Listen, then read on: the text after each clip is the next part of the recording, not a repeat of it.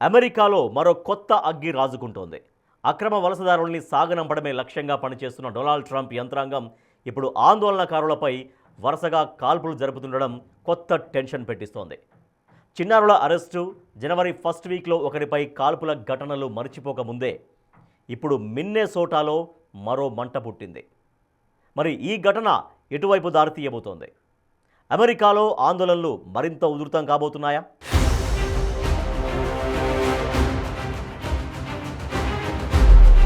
అమెరికాలో కొత్త చిచ్చు పెడుతోన్న ఇమిగ్రేషన్ పంచాయతీ.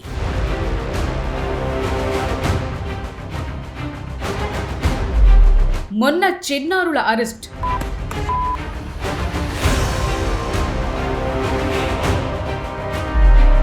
నిన్న ఏకంగా నట్స్ కాల్చివేత.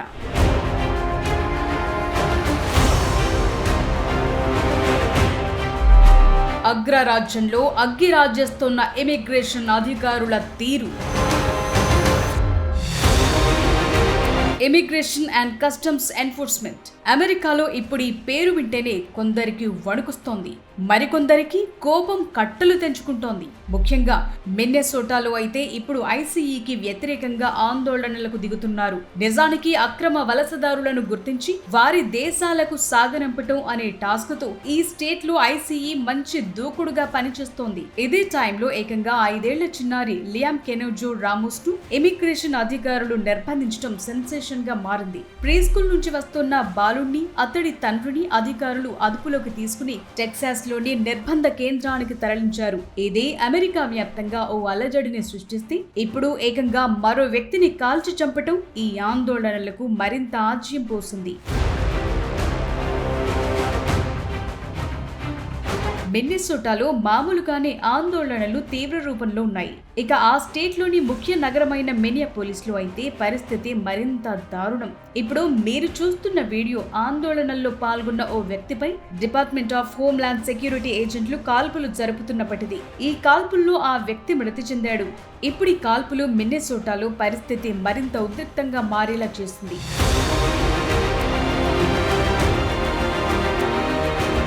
అతడిపై జరిపిన కాల్పులు సరైనవి అని అధికారులు ప్రకటించారు. అతడి వద్ద గన్నుందని, దాంతో కాల్పులు జరిపేందుకు అతను సిద్ధమయ్యాడని, అందుకే కాల్పులు జరిపామనేది అధికారుల వెర్షన్. కానీ అతని చేతిలో ఉన్నది కేవలం మొబైల్ ఫోన్ మాత్రమే అని ఏజెంట్లు అత్యుత్సాహం చూపించి కావాలని కాల్పులు జరిపారనేది నిరసనకారుల వాదన.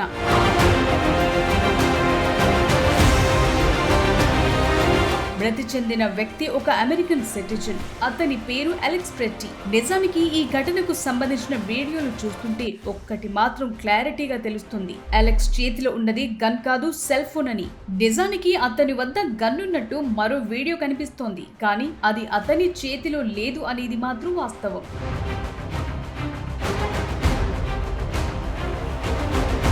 నిజానికి ఆందోళనలు జరుగుతున్న సమయంలో అక్కడికి వచ్చిన ఏజెంట్లు అలెక్స్ మధ్య పెనుగులాట జరిగింది. అతడిపై దాడి చేసి పెప్పర్ స్ప్రేను ప్రయోగించారు. ఆ తరువాత అతన్ని కింద పడేసి అతనిపై దాడి చేశారు. ఇదే సమయంలో ఒక ఆఫీసర్ అతని నుంచి ఒక వస్తువును లాక్కెళ్లాడు. ఇంతలో మరో ఆఫీసర్ వెంటనే గన్తో కాల్పులు జరపటం ప్రారంభించాడు. కేవలం ఒకసారి కాల్పులు జరపకుండా పలుసార్లు జరపటంతో అలెక్స్ మృతి చెందాడు. ఇప్పుడు ఈ వీడియో వైరల్ గా మారింది.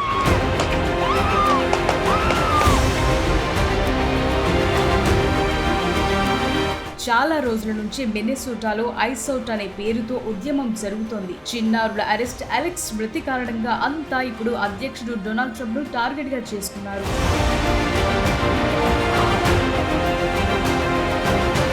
ఇక్కడ సమస్య ఏంటంటే మిన్నెసోటా గవర్నర్ డెమోక్రాట్. దీంతో ఇది పొలిటికల్ టర్న్ తీసుకుంది. అసలు మిన్నెసోటాలో ఫెడరల్ ఇమిగ్రేషన్ అధికారులకు ఏం పని అని ప్రశ్నిస్తున్నారు డెమోక్రాట్లు. వారంతా వెంటనే రాష్ట్రాన్ని విడిచిపెట్టి వెళ్లాలని, రాష్ట్ర హక్కులను కాపాడాలని డిమాండ్ చేస్తున్నారు. కానీ ట్రంప్ మాత్రం ఫెడరల్ ఏజెంట్లను వెనకేసుకొచ్చారు.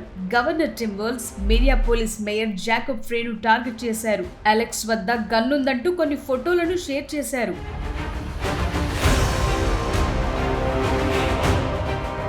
మిన్నెసోటాలో ఇలా కాల్పులు జరగటం, మరణించడం ఇదే తొలిసారి కాదు. జనవరి 7న కూడా మిన్నెసోటాలో రెనీగుడ్ ను ఫెడరల్ ఇమిగ్రేషన్ ఏజెంట్ కాల్చి చంపారు. ఈ ఘటన తరువాత నగరంలో అనేక నిరసనలు చేపట్టారు. ఈ ఘటన జరిగిన కొన్ని వారాల తర్వాత ఐసీఈ అధికారులు మరో వ్యక్తిని కాల్చి చంపటం నిరసనలను పెంచుతోంది. అయితే ఈ ఘటనలను ట్రంప్ ఓపెన్ గా సమర్థించడం మరింత ఆందోళనను పెంచుతోంది.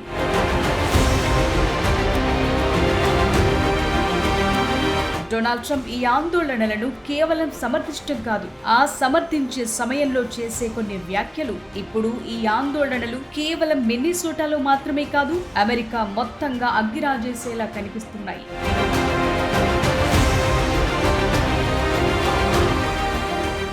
రోజు రోజుకు అమెరికా అధ్యక్షుడు డొనాల్డ్ ట్రంప్ తీరుపై చాలా మందిలో అసహనం పెరుగుతోంది. ఇంటా బయట పరిస్థితి ఇలాగే ఉంది. టారిఫ్ల పేరుతో ప్రపంచ దేశాలకు అమెరికా దూరం అవుతోంది. ఇక దేశంలో ఈ ఆందోళనలు పెరుగుతూ వస్తున్నాయి. ముఖ్యంగా డెమోక్రాట్లకు పట్టు ఉన్న రాష్ట్రాల్లో యాంటీ ట్రంప్, యాంటీ ఇమ్మిగ్రేషన్ ఆందోళనలు ఇప్పుడు పెరగడం కలకలం రేపుతోంది. మరి ట్రంప్ వీటిని ఎలా అడ్డుకోబోతున్నారు?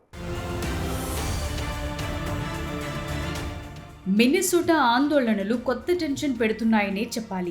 ఎందుకంటే ఇప్పుడు అమెరికాలో సబ్-జీరో టెంపరేచర్స్ నమోదవుతున్నాయి. అయినా కానీ నిరసనకారులు రోడ్లపైకొచ్చి ఐసీఈకి వ్యతిరేకంగా, డొనాల్డ్ ట్రంప్ నిర్ణయాలకు వ్యతిరేకంగా ఆందోళనలకు దిగుతున్నాయి. అయితే వీటిని కంట్రోల్ చేసేందుకు తన అమ్ముల పొదిలోని బ్రహ్మాస్త్రాలను వాడేందుకు సిద్ధమవుతున్నారు. నిరసనకారులపై ఇన్సరెక్షన్ యాక్ట్ ను ప్రయోగించాలని చూస్తున్నారు. దీన్ని ప్రయోగించడం అంటే ఆ రాష్ట్ర గవర్నర్ అనుమతి లేకుండా నేరుగా సైన్యాన్ని రంగంలోకి దింప అదే జరిగితే ఈ ఆందోళనలు సరికొత్త టర్న్ తీసుకోవడం ఖాయం. ఎందుకంటే ఫెడరల్ ఏజెంట్లు రాష్ట్రంలోకి వచ్చి సర్చ్ ఆపరేషన్స్ నిర్వహించడాన్ని మిన్నెసోటా యంత్రాంగం ప్రజలు వ్యతిరేకిస్తున్నారు. ఇప్పుడు నేరుగా సైన్యం జోక్యం చేసుకుంటే పరిస్థితి మరింత ఆందోళనకరంగా మారే అవకాశాలైతే ఉన్నాయి. నిజానికి ఆపరేషన్ మెట్రో సర్చ్ పేరుతో ఇమిగ్రేషన్ అండ్ కస్టమ్స్ ఎన్ఫోర్స్మెంట్ మిన్నెసోటాలో సోదాలు ప్రారంభించింది. ఇందుకోసం దాదాపు 3000 మందికి పైగా ఫెడరల్ ఏజెంట్లు మిన్నెసోటాలో ల్యాండ్ అయ్యారు. ఇక్కడ హైలైట్ ఏంటంటే స్థానిక పోలీసుల సంఖ్య కంటే ఇది చాలా ఎక్కువ. అయితే మనం ముందే చెప్పుకున్నట్లు మిన్నెసోటాలో ఉన్నది డెమోక్రాట్ గవర్నమెంట్ టిమ్ వాల్జ్. ఆయన ఫెడరల్ ఏజెంట్లకు ఏమాత్రం సహకరించడం లేదనే ఆరోపణలున్నాయి. దీనికి తోడు ఆ రాష్ట్ర లెఫ్టినెంట్ గవర్నర్ పెగి ఫ్లానగన్ ఈ ఆందోళనలను పెంచేందుకు కుట్రలు చేస్తున్నారనే ఆరోపణలు కూడా వినిపిస్తున్నాయి. సమస్యను పరిష్కరిస్తారని చెప్తూ మోహరించే ఏజెంట్ల వల్ల నిరసనలు తగ్గకపోగా మరింత పెరుగుతున్నట్లు కనిపిస్తోంది. సామాన్యులుగా దుస్తులు ధరించి సాధారణ వాహనాల్లో తిరుగుతూ అందరినీ కిడ్నాప్ చేస్తున్నారనే ప్రచారం ఇప్పుడు ఊపందుకుంది. దీంతో ప్రజల్లో ఇంకాస్త భయాందోళనలు పెరిగాయి. ఇప్పటికీ ట్రంప్ నిర్ణయాలపై మిన్నెసోటా న్యాయ పోరాటం ప్రారంభించింది. ఆ రాష్ట్ర అటార్నీ జనరల్ ఇప్పటికే ట్రంప్ ప్రభుత్వంపై కేసు వేశారు. ఫెడరల్ ఏజెంట్లు శాంతియుత నిరసనకారులపై టియర్ గ్యాస్, పెప్పర్ స్ప్రే వాడకుండా కోర్టులు ఆంక్షలు విధిస్తున్నాయి. నిజం చెప్పాలంటే మిన్నెసోటాను ఓ ల్యాబ్ గా భావిస్తున్నారు ట్రంప్. తన కఠినమైన ఇమిగ్రేషన్ విధానాలను అమలు చేయడానికి ఈ రాష్ట్రాన్ని ల్యాబ్ గా మార్చేశారు. ముఖ్యంగా డెమోక్రాట్లు గవర్నర్లుగా ఉన్న రాష్ట్రాల్లోనే ఇలాంటి విధానాలను అమలు చేస్తున్నారనే ప్రచారం కూడా ఉంది. ఇదే కంటిన్యూ అయితే రాష్ట్రాలు వర్సెస్ ట్రంప్ అనేలా పరిస్థితులు మారే అవకాశం ఉంది. డొనాల్డ్ ట్రంప్ కు వ్యతిరేకంగా ఇలా నిరసనలు జరగటం ఇది తొలిసారి కాదు. గతంలో కూడా ప్రెసిడెంట్ ట్రంప్ తీరును నిరసిస్తూ దేశమంతటా నిరసనలు వెల్లువెత్తాయి. ట్రంప్ రెండోసారి అధ్యక్ష పగ్గాలు చేపట్టిన తరువాత జరిగిన అతి పెద్ద నిరసన ఇదే. హ్యాండ్స్ ఆఫ్ పేరుతో వేలాది మంది అమెరికన్లు వీధుల్లోకొచ్చి తమ ఆగ్రహాన్ని వ్యక్తం చేశారు. 50 రాష్ట్రాల్లో 1200కు పైగా ప్రాంతాల్లో జరిగిన ఈ ర్యాలీలు అమెరికా చరిత్రలోని ఓ అరుదైన సంఘటనగా నిలిచాయి. నిరసనలకు సంబంధించిన వీడియోలు వైరల్ గా మారి మొత్తం వరల్డ్ అటెన్షన్ ని గ్రాబ్ చేశాయి. అంతేకాదు అధ్యక్షుడిగా ట్రంప్ పగ్గాలు చేపట్టిన నాటి నుంచి ఈ ఇమిగ్రేషన్ విధానాల వరకు ప్రతి నిర్ణయం, ప్రతి విధానంపై అమెరికా అంతటా వేలాది మంది జనం రోడ్ల మీదకొచ్చి నిరసన తెలియజేశారు. ప్రభుత్వ ఉద్యోగాల తగ్గింపు, ప్రజా సేవల్లో కోత, ఆర్థిక వ్యవస్థ, వలస విధానం, మానవ హక్కులు, వివాదాస్పద సామాజిక విధానాలపై అన్ని రకాల గ్రూపులు, సంస్థలు డొనాల్డ్ ట్రంప్ ప్రభుత్వానికి వ్యతిరేకంగా ర్యాలీలు నిర్వహించాయి. అప్పట్లో వాషింగ్టన్ డీసీలోని national mall, New York, Los Angeles ప్రాంతాల్లో నిరసనలు ఉధృతంగా సాగాయి. ప్రజాస్వామ్య సంస్థలను ట్రంప్ ప్రభుత్వం నిర్వీర్యం చేస్తోందని ఆరోపణలొచ్చాయి.